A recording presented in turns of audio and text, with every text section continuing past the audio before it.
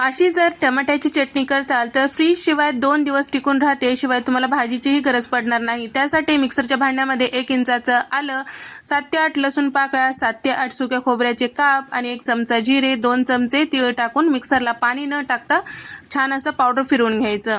त्याचबरोबर आता इथे मी पॅनमध्ये साधारण 4 चमचे तेल टाकून घेतले, अर्धा चमचा मोहरी, अर्धा चमचा जिरं, 7 ते 8 लसूण पाकळ्या बारीक चिरून यामध्ये टाकून घेतलेला आहे। 2 हिरव्या मिरच्या मधोमध कट करून यामध्ये टाकलेला आहे। तयार करून घेतलेलं जे वाटण होतं ते टाकून घेतलेलं आहे। आता इथे मी साधारण 4 मध्यम आकाराचे टोमॅटो त्याचे बारीक असे काप करून घेतले ते टाकलेले आहे। शक्यतो पिकलेले टोमॅटो घ्यायचे, लाल बुंद असलेले, म्हणजे टोमॅटोच्या चटणीला छान रंग येते।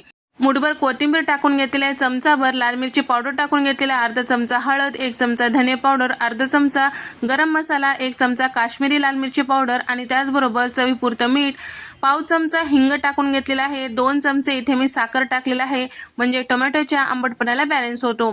सोबतच सगळं मिक्स केलेलं आहे। चमचाभर लोणी किंवा बटर टाकून घ्यायचं, म्हणजे छान असा फ्लेवर येतो या चटणीचा, आणि झाकून आपल्याला छान असं हे शिजवून घ्यायचं। टोमॅटो छान असं नरम होईपर्यंत साधारण 5 ते 6 मिनिटांमध्ये तुम्ही बघू शकता तेल साईडला सुटलेलं आहे, मस्त आपल्या चटणीला रंग आलेला आहे। ही चटणी तुम्ही पोळीसोबत, भातासोबत, भाकरीसोबत, फुलक्यासोबत, पुरी, पराठा सोबत सुद्धा खाऊ शकता। व्हिडिओ आवडल्यास व्हिडिओला लाईक करा, शेअर करा, सबस्क्राईब करा।